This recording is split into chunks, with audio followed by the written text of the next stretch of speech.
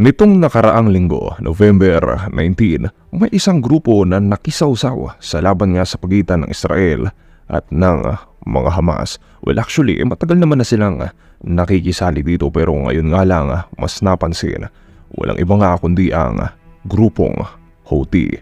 Nang hijack sila ng isang cargo ship, itong Galaxy Leader, doon sa Red Sea na pinaniniwalaan nilang konektado nga sa Israel.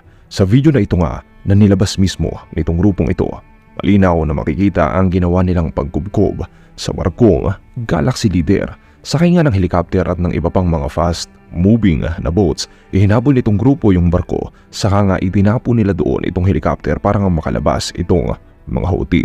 Nagawa nilang mabihag nga yung mga crew na talaga namang nasorpresa dito sa ginawang paglusob sa kanila. Makikita rin doon na itinaas ang Palestinian and Yemeni flags, tanda nga na talagang